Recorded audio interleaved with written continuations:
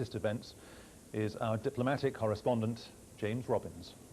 America is waking up to confront the second day of a nightmare. The beauty of the New York dawn and the ugliness of the smoke drifting over Manhattan's scarred skyline tell the world that nothing will ever be quite the same again. The night in Manhattan has been devoted to rescue. It's appalling, dispiriting work, faced with a weight of masonry that suggests death, not survival. A very few survivors are being found, but it will take weeks to establish the number and the names of the dead. And all the time, there's the powerful fear of further collapses. It's now almost 24 hours since the first attack, and new images are still emerging. This was a fire crew on routine duty as the first airliner smashes into the World Trade Center. Holy shit!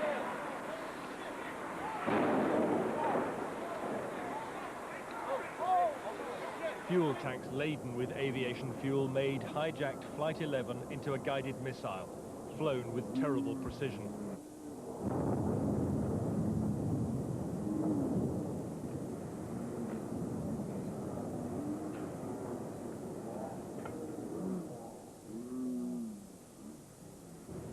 More is now known about the hijackers of that flight. In their first big break, the FBI believe they found the hire car they left behind at Boston's Logan Airport. It was seized as crucial evidence during the night. Flight manuals in Arabic were inside. At least 5 Arab men are suspects. The FBI is examining everything they are thought to have touched at the airport, even the seat they sat on before boarding the flight. One of the Arabs was apparently a trained pilot. Other grim evidence comes from victims themselves. Barbara Olson of CNN managed to phone her husband from the hijacked plane in the final moments before it smashed into the Pentagon. The plane has been hijacked, she told him. They had knives. They rounded up the passengers and the pilots in the back of the plane. What do I tell the pilot to do? She asks her husband, but it's already too late. And Peter Hansen, a passenger on the second plane to hit the World Trade Center, used his mobile to cry out, "A stewardess has been stabbed. The plane is going down." The last words of Peter Hansen, murdered with his wife and baby.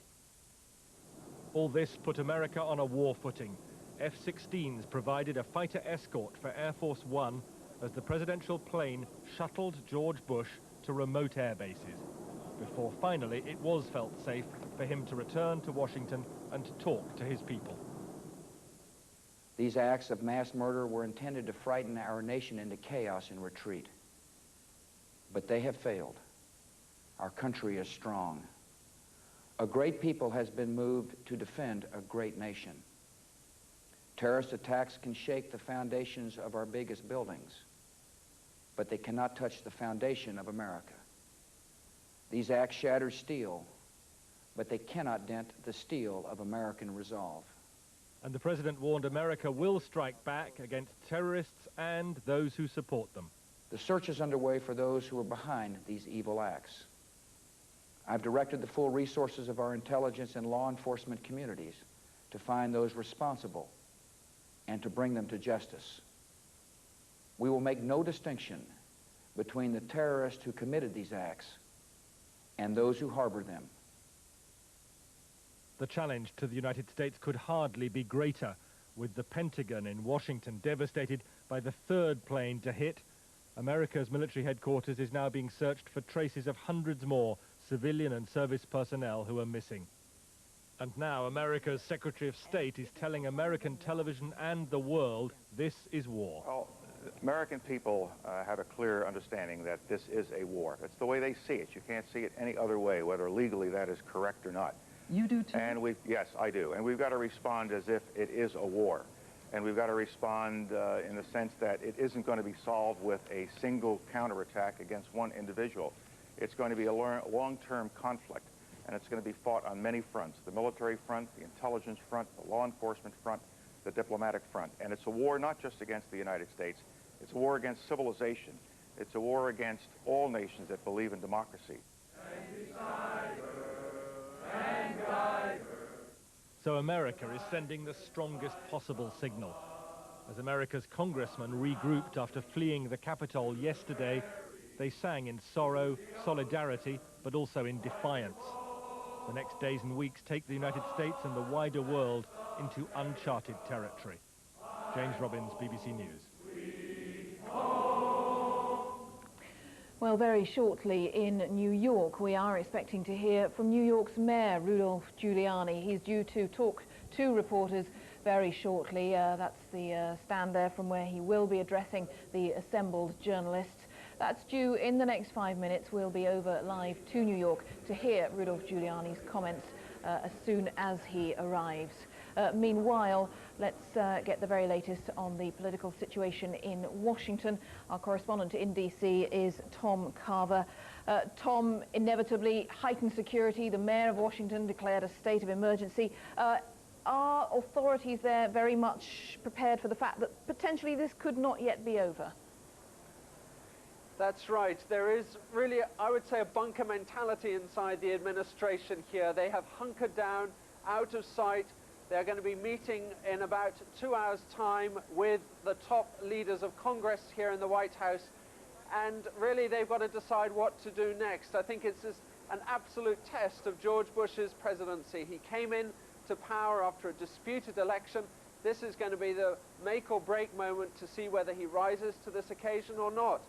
Up to now, his style really has been quite low profile. He hasn't tended to want to get in the way, and in fact he's made it clear that he's not going to be visiting any of the sites either in New York or at the Pentagon today because he doesn't want to hamper the rescue efforts. But maybe this is just the moment when Americans do need to see their president, when they want some sort of visible reassurance from the man in control.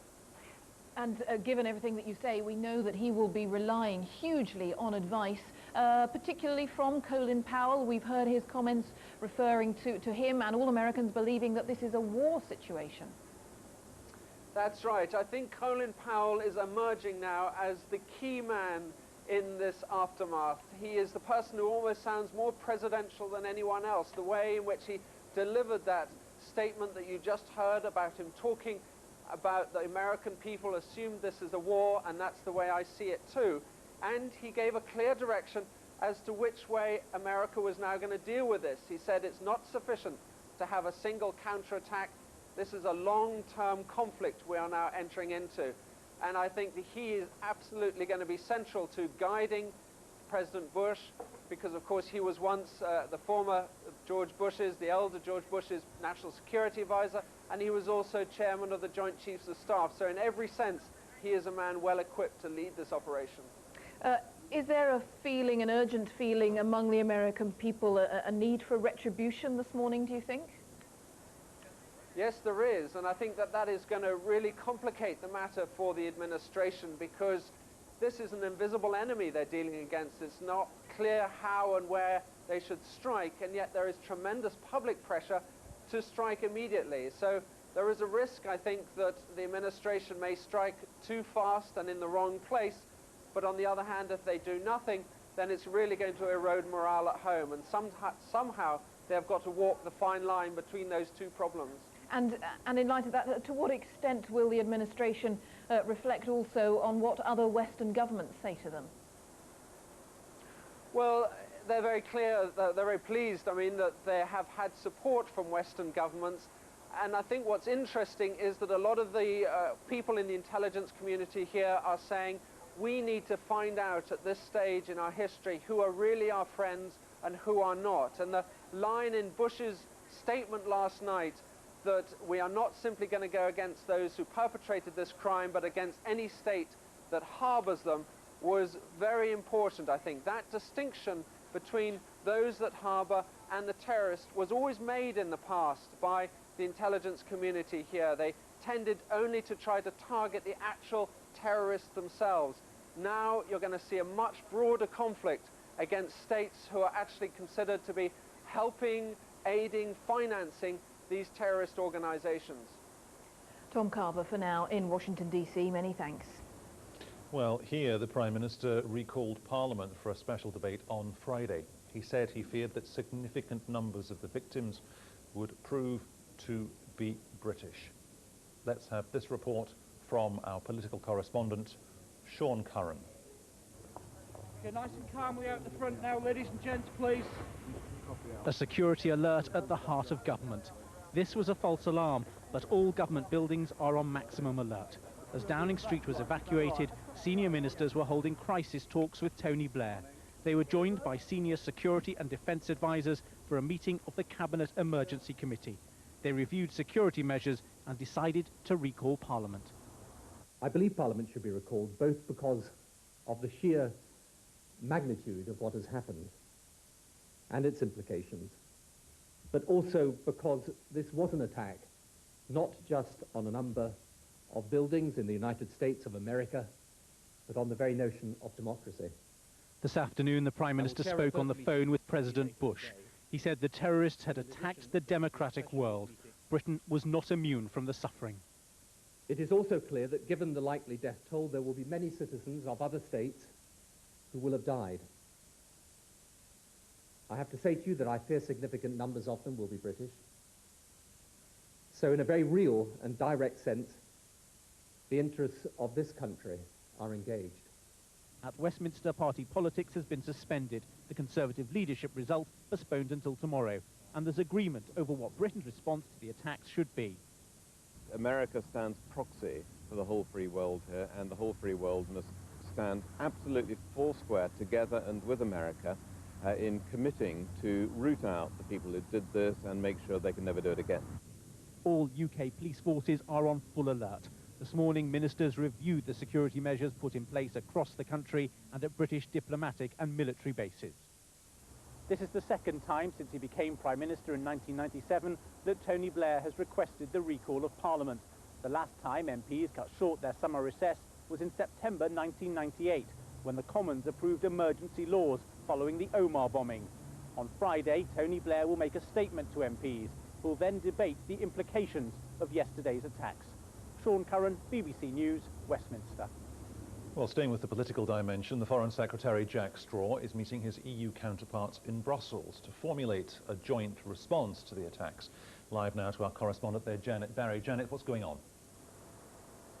Well, the foreign ministers are meeting at the moment to look at how to come up with some sort of common position to show solidarity with the United States. But not just that, also looking at quite tangible things too.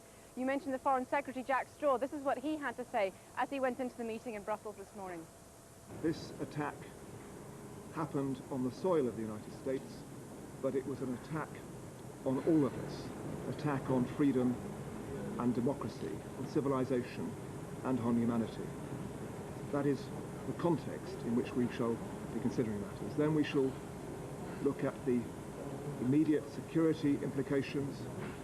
Are we doing sufficient to strengthen security, airports and transport facilities, government and other public buildings, degree of coordination between different member states within the European Union? Jack Straw talking within the past hour or so. We're talking to our correspondent Janet Barry. Janet, this idea of presenting a united front to the outside world, is there a sense there this afternoon that in a way that stops America going off unilaterally and doing something? Well, they're going to be very careful and very measured in their response this afternoon, I think. I mean, obviously the thought here now is that they really have to show what they think about these attacks over the last couple of days, show that they're absolutely foursquare behind the United States. But I think what will be interesting will be if the United States decides to engage in any sort of retaliation for this, to see how the different EU governments respond then. There's certainly been misgivings within some quarters in the EU about the American policy towards the Middle East, for instance. So we've really got to see what sort of steps are taken by the United States to see if there are any cracks emerging in what we're seeing as a very, very strong front on behalf of the EU countries in backing the United States and saying we have to do all we can to fight this international terrorism. So while the Prime Minister here in his news conference about 90 minutes ago was talking about retaliation in terms of when, not if, the other EU countries would not go for that at all? It's just very difficult to tell at this moment. It really is. I mean, I think people accept that some sort of retaliation will come, and that they're basically standing behind the United States to show that they are allies of the United States. I mean, obviously Britain and the United States have been close for a very long time, but it hasn't had such a close relationship, say with France. So what the foreign ministers will do today, they'll be coming out with proposals. We heard Jack Straw saying saying a few minutes ago, stepping up security at airports and things like that, seeing what they can do to try and fight international terrorism together, and to just look at the changed security situation and what sort of ramifications, political and economic as well, that these attacks will have on Europe. Janet, thank you. Well, let's return now to New York itself. Let me just remind you that we are waiting to hear a statement from Rudolph Giuliani, the mayor of New York. That hasn't begun yet, but we can talk to our correspondent, Jane Standley, who is, of course, monitoring events there in the city. Jane, just bring us up to date with exactly what is happening. Well, the rescue teams are, of course, working as fast and as efficiently as they can to try to get anyone else out of the rubble underneath what was the World Trade Center. We know that 6 emergency personnel were brought out alive during the night, and we know that other people have been calling on their cell phones trying to lead rescuers to them. But that is a very difficult job. We're talking about almost 2 stories deep of rubble in many places over this area, and workers are having to go through that with heavy lifting equipment that's still being brought to the scene, and hampered by things like still the fear of gas leaks. So they're having to use, to stay away from acetylene cutting torches and using buzz saws and things like that. That's slowing down the operation all the time. But people still hopeful that, of course, people can be found underneath. Okay, Jane, for now, I know you'll keep us up to date. Jane Standley, thank you very much. Well, we can talk now on the phone to a British man, to Mark Oliver. He's a British lawyer who, I understand, was in one of those 2 twin towers yesterday morning. Of course, just a little over 24 hours now since that atrocity yesterday morning. Mark Oliver, good afternoon to you. Good afternoon. How are you doing? Could you just outline for us where exactly you were at 9:15 New York time yesterday and what you heard and saw? I was in the 57th floor of Bank of America 1, and that was the building that was first impacted by the first plane, the second of the buildings to collapse. And about 8:42, I know the time exactly because as the impact happened, I looked at my watch. I was sitting at my desk. My desk is in an office that faces out along the south side of the building, which overlooks the Statue of Liberty. The plane, which obviously I didn't realize what it was at that time, impacted with the building. The building lurched very violently forward and was thrown forward. Things shot off the desk. The building then righted itself, but then moved forward again, a sort of second lurch forward. And I've only recently moved to New York less than 3 weeks ago, but from San Francisco. So my immediate thought was that it was an earthquake. And I was like, no, hang on a second, wrong city. And with that, I turned and looked out of my window, and my desk is very, very close to my window. And as I turned, not 3 feet away from me on the other side of the window, was the wreckage of the plane falling. I mean, at that time, I didn't realize it was the wreckage of a plane, but there was obviously lighted fuel falling past my window. There were seeds, and there were things that you do not want to hear about falling past my window. So with that, I composed myself, got myself out of my office, in towards the center of our floor. Being an attorney, there were very few people in our office until about 9:30 in the morning, so thankfully there were few people on our floor. And there was initial confusion as to which way we were to go, because when this happened last time round with the terrible bombing, of course, that happened at the foot of the building. You know, the tragic advantage of me having seen this happen was that I was aware that the impact, whatever it was, had happened above us, so we were able immediately to realize that we had to move down, move away from what I assumed was some sort of fire or explosion up on the upper stories, and start making our way down the stairwells. So you and your friends and colleagues, you didn't attempt to take the lift, you literally walked down 57 flights, is that correct? Yeah, I mean, the way that it was that nobody was going to even contemplate using a lift in those circumstances. There's obviously fire. You never, you know, anybody who knows anything knows that, you know, lifts are influenced by fire and will obviously open often when you have a fire on a floor, so nobody was going to do that. The first stairwell we went to take had water gushing down it, so we couldn't go down that one. There was then some confusion. We eventually found a way to a second stairwell. I don't know whether you know World Trade Center number 1 at all, but you have to take 2 elevator banks to get to the higher floors, and the main switch point is the 44th floor. So you would go up to the 44th floor in one elevator, which is an express. You would then move over to the other side of the building and then take smaller elevator up to your correct floor. The same thing applies to the stairwells. You go down to the 44th, cross, and then continue to go down. We made our way down to the 44th in fairly short order, but at that point, I was moved into a different stairwell, which began to fill up with smoke.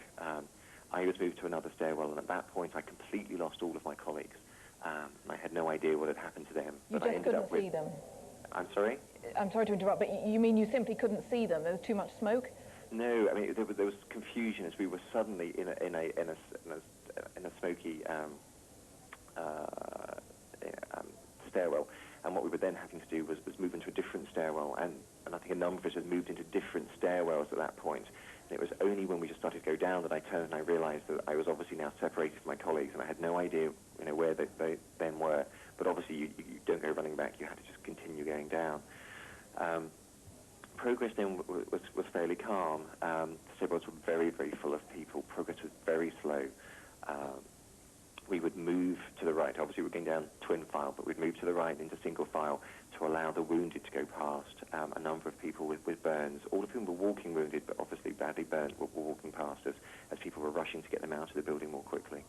But people were, you make it sound as if people were relatively calm, which sounds extraordinary to those of us who've seen the pictures. I think what you have to comprehend is that we had no idea of the horrific nature of what was happening around us. The stairwells were extremely hot, which, I'd put down to fire, but, as I was going past each door, I was putting my hand on the door, making sure the doors were still cool and they weren't hot outside. I was, reassuring people that, this is fine. There's no fire on this floor. Continue going down. We're fine.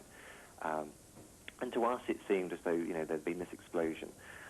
By that point, we were aware that it was a plane. Somebody was on the 74th floor who was walking down with us, and he had seen an American airliner's jet approach the building just prior to the explosion. So we were then aware it was a plane, and we had put this down to some horrific accident, some sort of mechanical failure with the plane. And as we were going down, we took some comfort from the fact that those poor people on the plane wouldn't have known anything about it. Of course, when the reality struck of what had really happened, that was very much the reverse, but that was the comfort we were getting from that. But to us, you see, we were moving away from the fire. We were away from the damage at the top of the building. So it was calm. Everybody was helping each other. Obviously, there were people who were very upset, particularly those who had been in the building last time round. A lot of them were going through something they never wanted to go through again. But everybody was calm. Everybody was helping each other. And if nothing else, that's probably one of the things that will stick with me from yesterday. The two very different sides of humanity. The one side where you had this awful, horrific act of wanton violence that beggars belief. I mean, even having been there and seen what I saw with my eyes, I still find it incomprehensible that man could do this to man deliberately. Yet on the other side, people rushing to help each other, putting themselves into harm's way, doing everything they could to get other people out. Just at such extreme ends of the spectrum. Mark Oliver, we must leave it there, but we do appreciate you talking to us. Thank you so much for your time. Thanks for joining us on BBC News 24. We wish you well. Thank you. Well, just to fill you in on the latest, we're expecting a statement from the US President George W. Bush at 3:45 our time. Let's go back, though, to New York and our correspondent there, Jane Stanley. Jane, this treacherous process of picking through the rubble is going to go on for days, weeks or months, isn't it? I think it is, and the identification process as the result of that will go on as well, and the pain that families are already feeling that because they have missing loved ones will endure as well. We know that the teams are working as hard as they can under very difficult conditions, very dangerous conditions, and there's a feeling of great tension and fear here still on the streets of New York. We've just had a very loud overfly of a fighter jet over the city. They're patrolling the skies from the US Air Force, and it's really a city that doesn't know what to do. It's a city where the normally busy streets of Manhattan down here are almost empty of people. The city is totally in disruption and trying still to work out what has happened. Now, we had, as you heard there, one British survivor, Mark Oliver. His story of incredible calmness and also not using the lift, going down through 40 or 50 stories of the building before it collapsed. Do you think that will become an increasingly common story over the coming days? I think it will, but there will always be those untold stories, of course, of the people on the higher floors between where the plane hit and the tops of the two twin towers, and also, of course, the colleagues of Mark Oliver who he lost. Do we know if they're still alive or did they get lost on the higher floors? I think that we're going to hear very familiar stories like this. They will become familiar, but also there's going to be a yawning silence, a great deafening silence from the people that we don't hear from, the people who are under 2 floors or more of thick rubble just in downtown Manhattan here. Jane, thank you. Well, let me just remind you that we are still waiting to hear from the Mayor of New York, Rudolph Giuliani. The stage is set, the assembled journalists waiting to hear from him, due to talk to the press any time now. So we will, of course, keep you up to date with that, and we'll hear his words as soon as he arrives there at the podium. Well, meanwhile, back in Britain, security has been tightened here across the country, particularly, though, around financial institutions and military bases. A number of security alerts around the capital have proved unfounded, and Scotland Yard has put 1,000 extra officers on the streets of London. 1,000 extra police officers are on duty in London today, according to Scotland Yard. This is just one of the rolling roadblocks set up in the city. High visibility policing aimed at deterring terrorists and reassuring the public. American air bases in this country are on a heightened state of alert. Here at Lakenheath and Suffolk, rigorous security checks. For American military personnel and their families, there's a real sense of fear. We're powerless. I mean, everybody in the States, we got an email today saying, put your American flags up. What can we do? I mean, we can't do anything, because if we do, we're a target. It's been a rough night.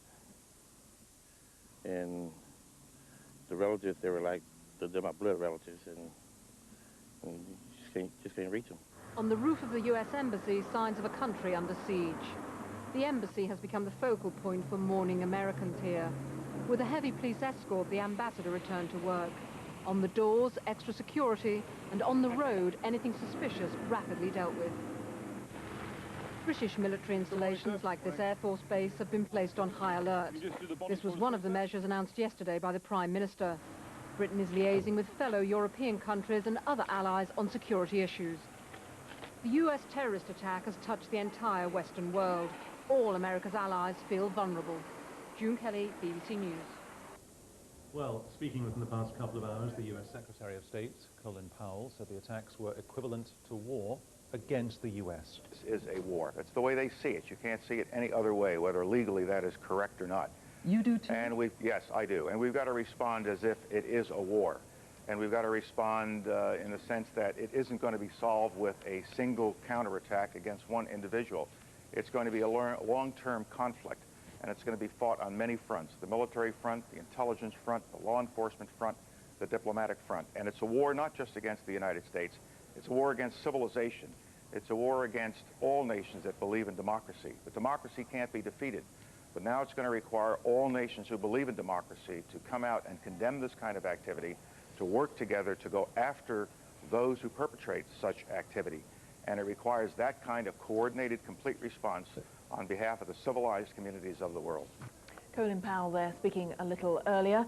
Well, Israel has shut its land crossings to Egypt and Jordan until further notice. It's also closed its airspace to all foreign planes following yesterday's events. Sharing America's sorrow. From first light, Israelis left flowers and candles outside the American embassy in Tel Aviv. After so many terror attacks here, they identify with America's suffering, with its fear. We all feel today for the American people that are joining to our feeling of being not safe, going from home somewhere else. There's been a rush to give blood, to send help to Israel's chief ally. Israelis say this is our tragedy writ large. We're used to those kind of things here because it happens almost every day in Jerusalem and in Israel. And I can relate to the suffering, and if I can do something to help, then I'll do everything.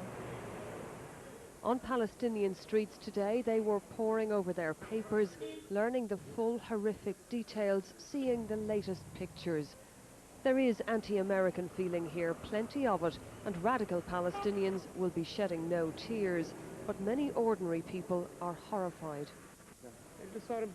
What happened yesterday was a terrorist action, this man says, a killing of innocents. But to some, yesterday it was a reason to celebrate. Jubilant, they took to the streets, but the rejoicing was limited, and in the West Bank and Gaza, Palestinian police soon put a stop to it. Yasser Arafat didn't want the world to see this. And many Palestinians were too busy worrying about what the attack on America will mean for them. Signs are already that Israel feels freer to use a heavier hand. Here in the West Bank town of Jenin, Palestinian gunmen are on the streets. Last night, Israeli forces went in, invading Palestinian territory. Palestinians claim around 10 people were killed. Israel says its enemies can now expect tougher action. In Jerusalem, the mood is somber. Israeli victims of Palestinian attacks have come to remember America's dead. In Israel, this is a day of national mourning. People are gathering to grieve for America's huge loss. Officials here hope that the world will now take a tougher line against Islamic extremists, and that in future, Israel itself may get more sympathy and less criticism. Orla Guerin, BBC News, Jerusalem. You're watching a BBC News special on BBC News 24 and on BBC One, bringing you ongoing, continuing coverage. We're tracking the events in New York, Washington, London, and indeed in the Middle East. We're expecting a news conference quite soon from Rudolph Giuliani, the New York mayor. But first, let's go back to the Middle East. A news agency is reporting that in Afghanistan, the ruling Taliban militia has said it would consider requests for the extradition of the Saudi dissident Osama bin Laden, based on evidence from US investigators. Bin Laden. Well, let's consider what events and discussions will be ongoing in political circles in Washington, D.C. now. I'm joined in the studio by the former spokesman for the US State Department, James Rubin.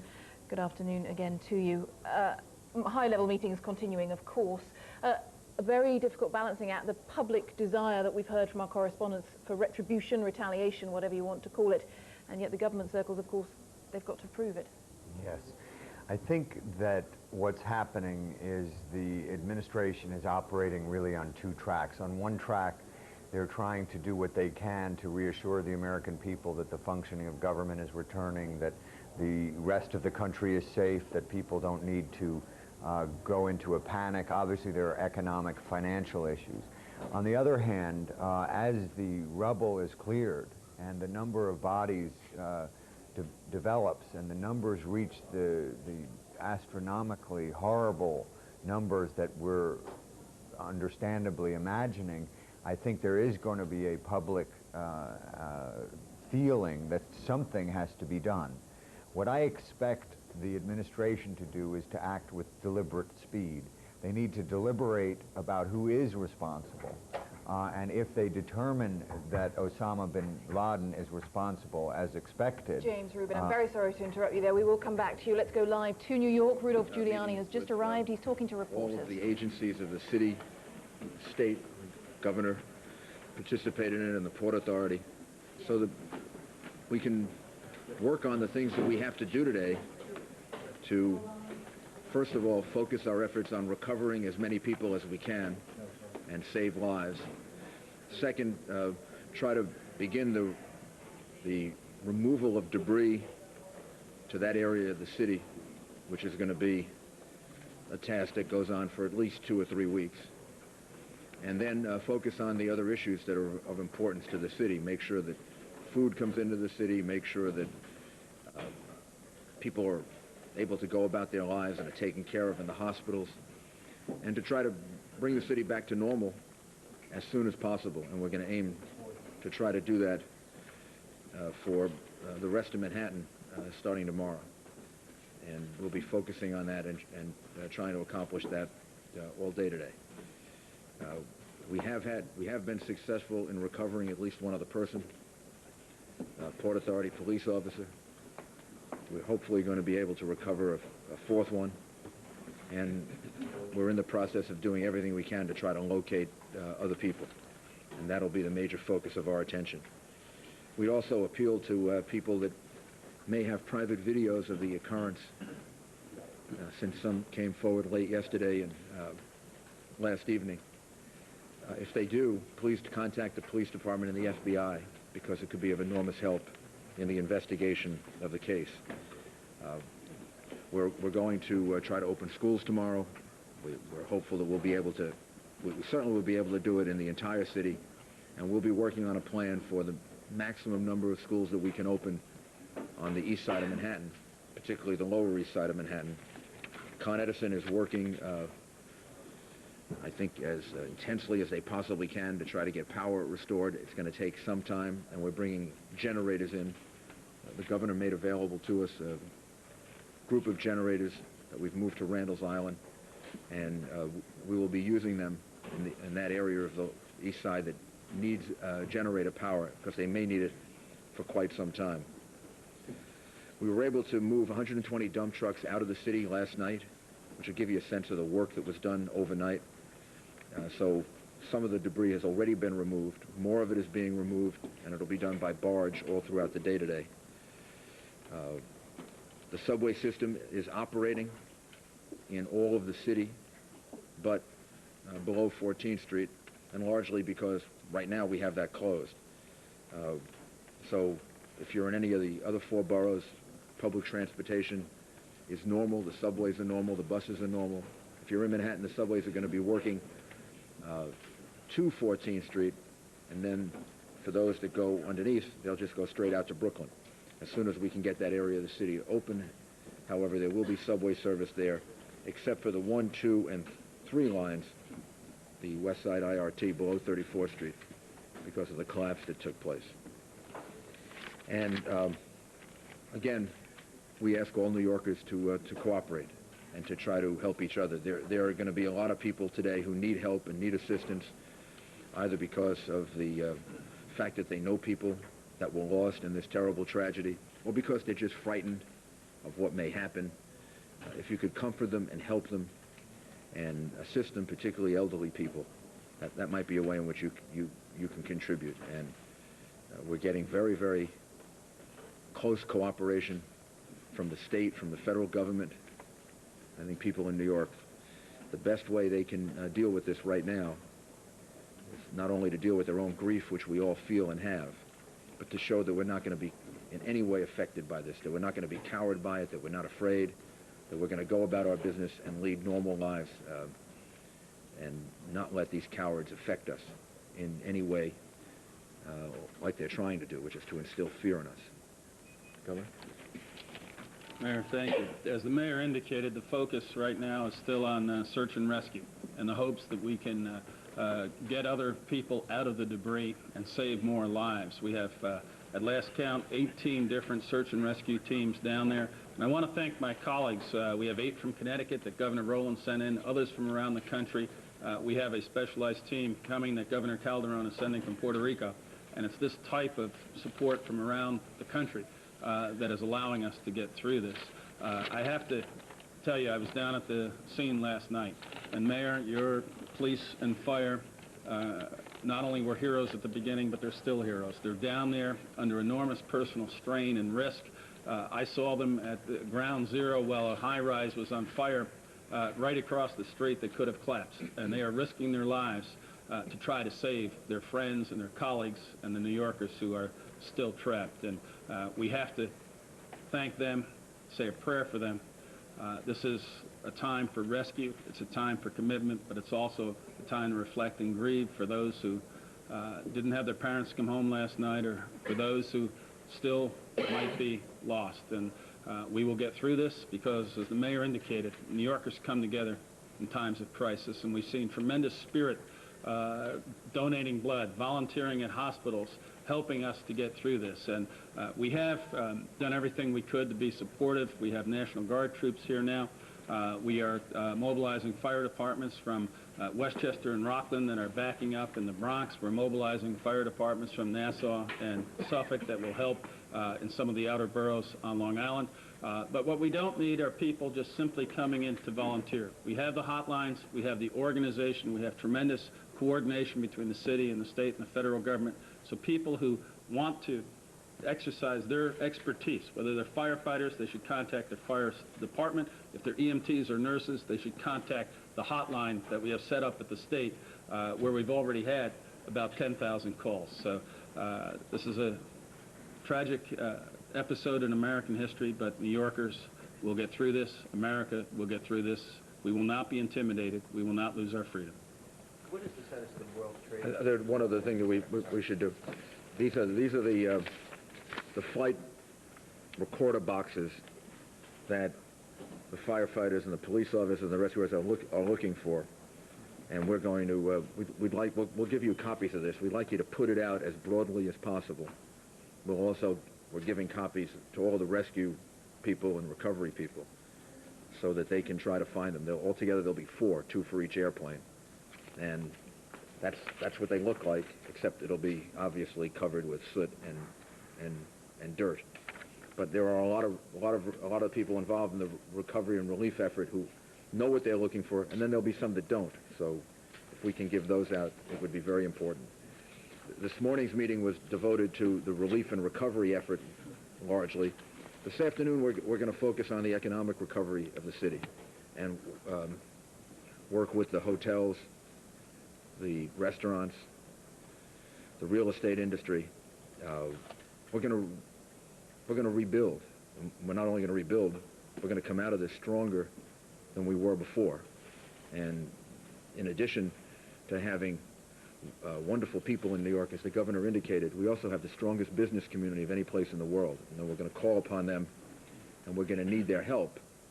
But we're going to come out of this emotionally stronger, politically stronger, much closer together as a city, and we're going to come out of this economically stronger too.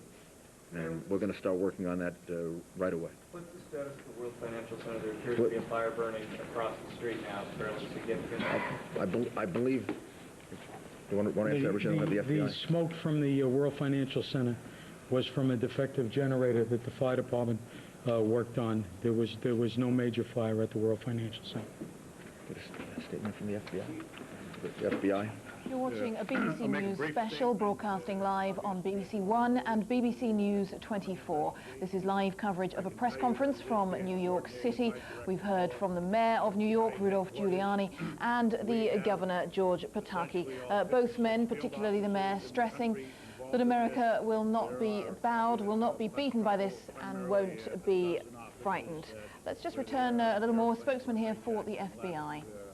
We're doing a lot of things as far as at those particular airports, checking on the planes, checking with crews, cleaning people. All of that is ongoing as we speak. Probably the major thrust that we are doing right now is we do have the manifest. We're reaching out to all of the families, interviewing them, and the primary purpose of that is obviously to get any information. You have had, in the media as reported, there's been a number of calls made from these various planes. We would like to put out to the people, if they haven't reported that to law enforcement, to call their local law enforcement or FBI so we can get a hold of it. The obvious thrust for us right at this particular point in time is to identify the number and the individuals who were, in fact, hijackers. So that is the major thrust. We will be doing a crime scene. The primary thing is, as the mayor just pointed out to you, is the black boxes. We're working with the city, but again, that's going to follow the search and rescue, ongoing intensive investigation. That's all I have at this time. Can you say anything about the arrest in Florida and the seizure of a car in Florida and the seizure of a car in We have a number of leads that we're running around the country. A number of these, I'm not going to get into specifics other than it's my understanding we did detain some individuals over in New Jersey. Essentially, we are finding out that that is not all that relevant at this particular point in time, but I'm going to limit my comments. That is going to any of the investigative news pertaining to this investigation will come out of Washington, D.C. Is there anyone in custody at this time? Is there anyone in custody at this time? Other than the ones that I just mentioned to you, there are some over in New Jersey. That's the only Mr. Mon, can you explain to us, Mr. Mon, how Airports, airlines that have been hijacked could come into the New York area without being detected by radar, without the route that they were taken being questioned by people in Transcon or radar? I can't really answer that. That would be FAA and NTSB. I'm not going to get in. I don't know the answer to that. Did you have any warning at all that there were hijacked planes in the air? No, I can tell you this was a surprise, as the mayor and the governor has pointed out. It was a surprise, a shock. We had no forewarning of this happening. Mr. Mon, there were reports that the FBI was investigating a hijacked plane just before the first plane hit the World Trade Center. Is that true? I'm not aware of that. Do you have any sense at this point of the range of potentially of people that were in the World Trade Centers and that are still missing or presumed dead? What is even the conceivable range that there is at this point? The numbers that we're working on are in the thousands. Obviously, we hope that's not the case, but the estimate would be for both of the buildings that although building number 2 had a chance to clear out, a lot of people probably cleared out of building number 2. Building number 1 had some time to clear out, but there were areas of it that were affected.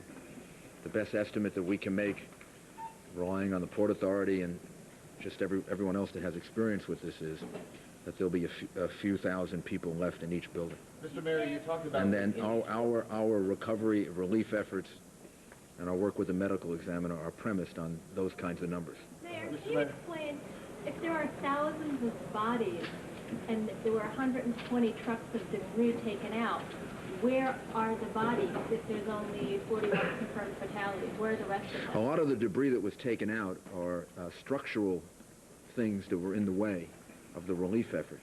I don't know that the debris was actually taken out of the actual buildings that fell. But if some of you haven't been down there, but the area was very constricted by lots of structural damage and things that were in the street. So a lot of the debris that was taken away, I suspect, was the debris that blocks the entry and exit of the vehicles that have to go in and out of there. Altogether, I think so far, we account for about 45 bodies. So are the other ones still buried in the debris? I imagine that that's the case, yes. Are there still sounds of life? You're watching a BBC News special broadcasting live on BBC One and BBC News 24. This is a live news conference from New York City. We've just heard from the mayor of New York, Rudolph Giuliani.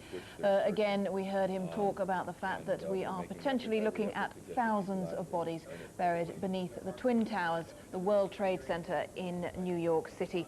We can also tell you news just in from Washington, from the Pentagon. Pentagon officials are saying that they expect to recover no more survivors.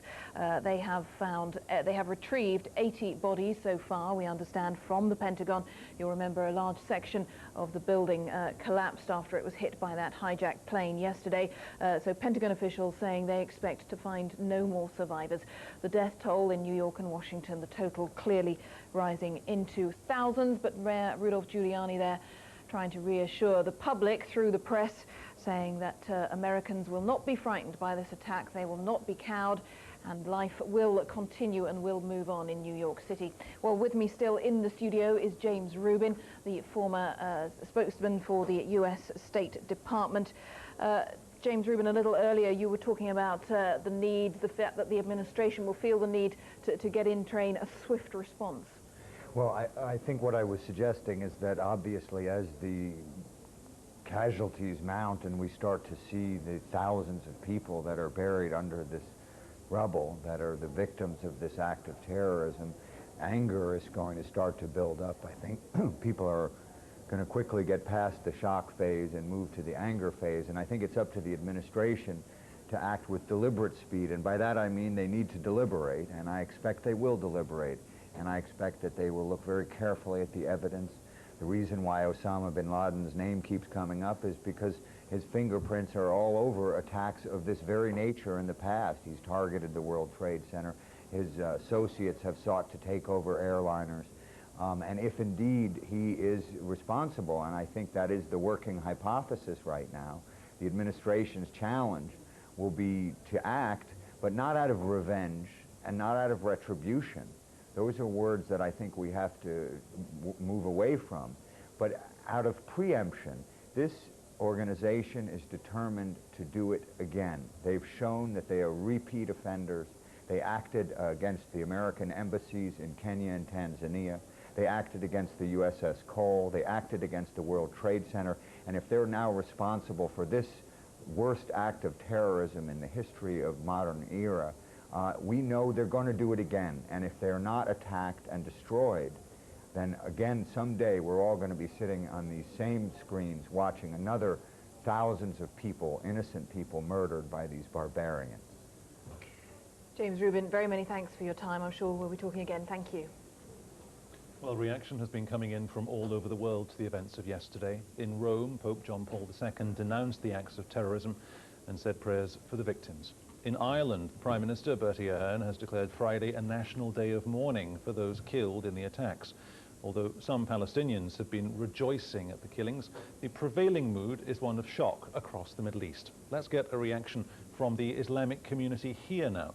Joining us is Ajmal Masroor. He's from the Islamic Society of Britain. Do you condemn the attacks yesterday? Anyone with some sanity in their mind would send their heartfelt grief to the communities and the families that have lost their loved ones in thousands. So yes, there is no doubt that such loss of life has to always be condemned. It's not acceptable at all. And we really feel the pain. I was stunned for a whole day yesterday. Couldn't even participate in most meetings thinking about the loss of lives. But how do you react then to Palestinians rejoicing openly in the streets in Israel and the Middle East yesterday? It's very unfortunate that we are bringing Palestinians into this equation right now. The Palestinian issue is very separate. The Israeli spokesman yesterday, or ex-Prime Minister Ehud Barak yesterday, was condemning the Muslim terrorists and associating the Palestinian and Israeli plight with this saga. If it was, we need evidence. Until we have evidence, we can't. And Palestinians were suffering in Palestine. See America taking one-sided approach and very biased approach to always support Israel. Recently in a conference in South Africa, America and Israel walked out together while the rest of the world stayed together, condemning the activities of the Americans and others. So therefore, Palestinians rejoicing may have some reasons because they are on the receiving end of some barbaric activities, some total atrocities, an intention of eliminating a nation. It's really unfortunate. Mr. Masroor, allow me to interrupt you for a second. Let's cross live now to the US Congress, where members are reconvening and saying some prayers following on from what happened yesterday. One nation under God, indivisible, with liberty and justice for all.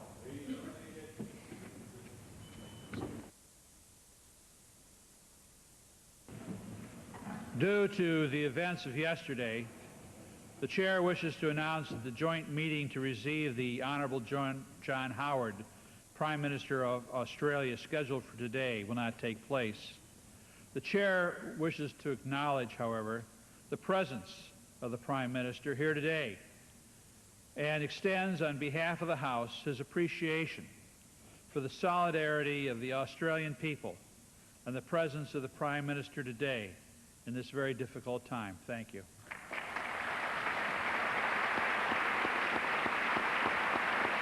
Many thanks. And we've just heard within the past 30 seconds or so that we understand trading in New York should resume at the beginning of the trading day, New York time, tomorrow morning. Well, let's cross live now to Washington. There's a Pentagon briefing ongoing. We're hearing from David Hsu, Under Secretary of State, talking to reporters. Supervisors for instructions on where they're supposed to go if they've not already received those instructions. I also want to give the department's thanks both to our own people and to the nation at large for the extraordinary, truly extraordinary response in donating blood. It's just terrific, and it shows how Americans will pull together in a crisis. We are establishing, it is now open at the Sheraton Crystal City, 1800 Jefferson Davis Highway, which is, as you know, is on the Crystal City Metro stop. a Pentagon Family Assistance Center. This will fold into one place all the family assistance efforts of the department for all personnel, military, of all branches, and civil. I'll have Meg Falk, who is our director of our Office of Family Policy, in just a moment say a word or two about the kind of capabilities that they have down there. We will have a telephone number there shortly. Verizon is working very hard on installing that. It's not yet in, so unfortunately I can't give you that number at this time. It will be a number, I should emphasize, just for the families. This is a center designed to help those families with missing a family member, with family members deceased, or with family members injured. We are committed to providing all the resources of the department to providing the, giving them the assistance that they should have. I will emphasize we don't have answers to all your questions this morning. We are still working on some of these issues. I would also emphasize to the families that the Sheraton Crystal City location is the place to go, not to the Pentagon, which is not the place we have to set up. It's set up in a commercial establishment, make it easier for them to get access and to make it as feasible as possible for us to provide them the service that they need and deserve. And with that, let me get Meg to say just a word or two about the kind of capabilities down there. Yes, the Family Assistance Center set up at the Sheraton Crystal City is staffed with the best resources we could get. We have chaplains, social workers, personnel from all the services there to help and assist our families any way we can. We also have expertise, unfortunate expertise of people who served in the family assistance centers in the aftermath of Khobar and the Cole. They drove through the night to get up here so as to provide the very best possible support for our families. And I, too, want to thank all those who worked all day yesterday and through the night in order to set up this center and to make all of the resources and all the care and all the love that we can give to our families who have lost their loved ones to make all that happen. So we encourage the families to go there. We will try to do everything we can to assist them. We can't answer all their questions at this point, but we will do our best for their questions to give them answers in as expedient time as possible. Thank you. Andrew, we're going to pass, this is important, we'd like each of them to make their comments because their work is related. So, sure. F is in Frank, A-L-K, first name's Meg, M-E-G. Major General Jim Jackson, you can come up and talk, and then we'll have Ed. My command's mission is to make sure that the military support that is needed for the operation is provided timely and effectively. And it's all based upon the incident commander's desires, and right now he is represented by the fire department personnel that you'll meet here shortly. In that regard, what we are doing primarily right now is we're assisting in securing portions of the building inside to prevent personnel from going into the damaged portions of the building. We're providing a light labor support outside as required. I have an engineer company on the ground that is trained in urban search and rescue that is assisting the other teams working in conjunction with them. And we're also functioning as a DOD liaison element with all the police, fire, and other federal agencies in a combined operations center. I'll answer questions in a little bit. Thank you. Then the Arlington County Fire Chief, Ed Plauger, which is P-L-A-U-G-H-E-R. Thank you. Sure. P-L-A-U-G-H-E-R. Yes, good morning. A live news briefing from the Pentagon in Washington, D.C. We will keep you up to date with this story. Our coverage, we leave viewers now on BBC One, coverage on BBC Two. They're all here. There will actually be 4 of the what are called USAR FEMA teams. They are starting operations at this point in the crash site while firefighting operations are going on in the other parts of the Pentagon. We have no estimate at this time of how long it's going to take to get the fire out or how much additional resources we're going to need. However, as we get information, we will be sharing it with you through the Joint Information Center, which is part of the FBI's Joint Command Post. Can you tell us about the persistence of the fire? Can we ask Sure. questions? Yeah. Why it is so difficult in that apparently attic area that continues to burn? What is it about that? The type of construction in the Pentagon is a very, very, I would call stout, World War II type of construction, a lot of concrete, a lot of very thick masonry. On top of that is a wooden roof structure. On top of the wooden roof structure is slate. And so it's just a very, very difficult system to get through, to extinguish. And it takes a lot of cutting with special tools and equipment, and then a lot of hand work by the firefighters to get up in there. And we're trying to get ahead of the fire right now. That all those flights to North America, and 68 from Heathrow alone should have flown today, they are currently cancelled. Many passengers obviously stranded, people either trying to get to America on holiday or business trips, or people simply trying to get home. Many hundreds of people spent the night in airports last night. The hotels all locally are completely fully booked, many of them charging very high fees for an overnight stay. So people have been camping out in the terminals and just hoping for the latest information. And has security still been stepped up then? All the passengers say they've noticed a big increase in the security presence, in police, not just in the terminals, but also out on the roads as well. There's been a much stronger security presence there. Hand baggage is being checked extremely thoroughly, as well as obviously the checks on all baggage going into the hold. At other airports, Ryanair, for instance, has banned the carrying of hand luggage onto planes. That is the concern at the moment, and the heightened tension around security issues. What's the advice from the airlines and from the airport for anyone who was planning on flying either this afternoon, tomorrow, or over the next couple of days? The simple, obvious advice is contact your airline before you even set out for the airport. As I say, transatlantic flights are currently completely suspended. No one is going to fly within the next few hours, that's for sure. Obviously, a lot of passengers still keen to get to the airport, simply because then they are on the ground and can find out immediately any information comes through. But the airlines are saying, please contact them first. They can give you the latest information. They'll keep passengers up to date. Susanna, thank you. Well, the world is still absorbing the shock of yesterday's attacks. European foreign ministers are holding an emergency meeting to discuss how Europe can offer practical help and, of course, to discuss tightening up its own security. Well, elsewhere, statements of support have poured in from America's allies, and Arab leaders have been almost unanimous in their condemnation, with only Iraq backing the attacks. A new dawn in America. This morning, the most powerful country in the world woke up to an almost unbearable reality. The last 24 hours has read like an epic film drama of fantastical proportions.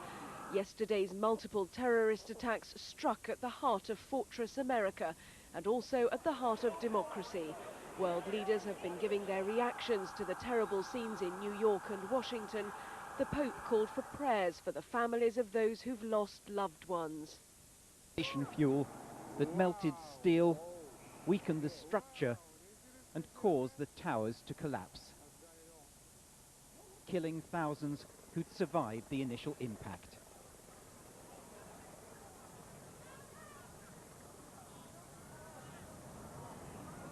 Experts today said no building could have survived such an attack.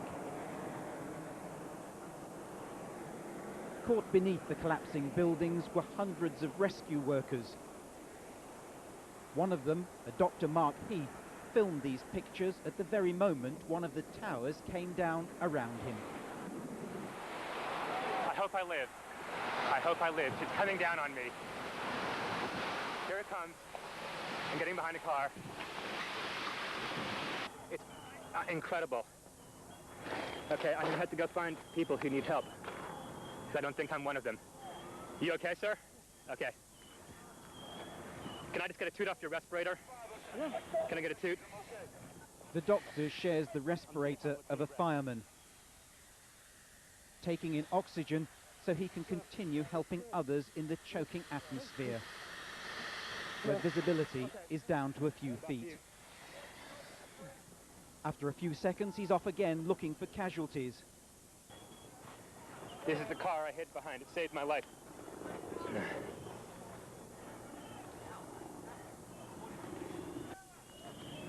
These stunned survivors are all firemen. Anybody need a doctor? Don't have oxygen. The chirping noise is coming from bleepers worn by the fire crews, allowing colleagues to locate them even in the thick dust. Hello, Doc. Hey, that guy needs some oxygen if someone can share it with him. 10-4. Thanks. The doctor moves on again. Here's just one of thousands of stories of individual heroism. Today he said all the rescuers were heroes. It's not a thing that you think about. You just move, try to get out of the way. That's it. Be thankful that I wasn't in closer.